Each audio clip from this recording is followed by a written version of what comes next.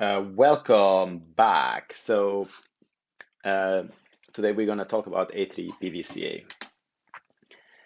So A3PDCA, the PDCA comes from Plan, Do, Check, Act, uh, from Deming cycle, and there are many versions.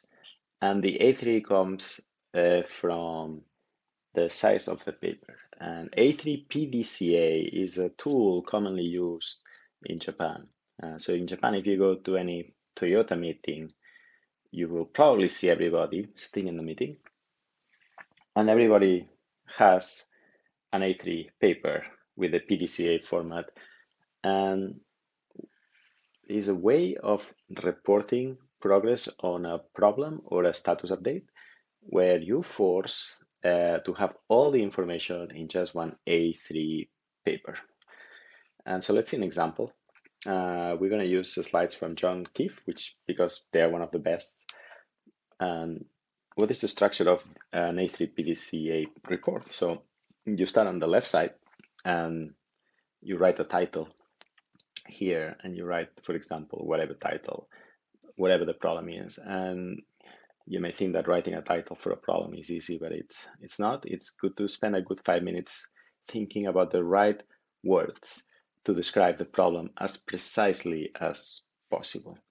Then you draw a small box and you write the background information about your topic, your problem that you are reporting on. Then you report the current situation, maybe with some charts, the goals, what you would like to achieve.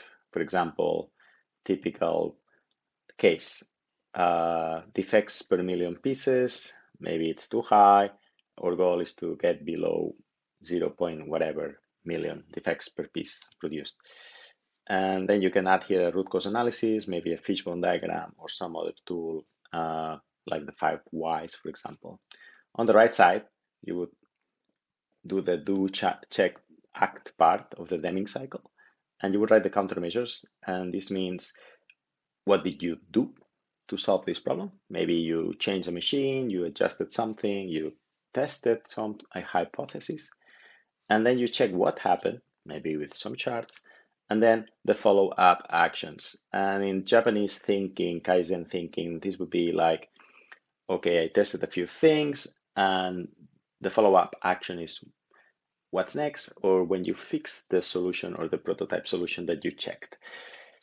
And this is how it looks. And the power of this is that it forces people, like Twitter, to be specific and don't write too much blah, blah. Here you have an example of a Western A3PDCA by Keefe. And this is the normal density of information that you would have in such one piece. But remember, everything fits in one piece. So at one glance, you know what's going on, right? So if you do charts, your charts will probably be used in this box here in the current situation reporting or in the effect confirmation reporting. So think about how your chart will fit in an A3PDCA environment. That's also important to think about. Good, so that's one of my favorite tools to report. And yeah.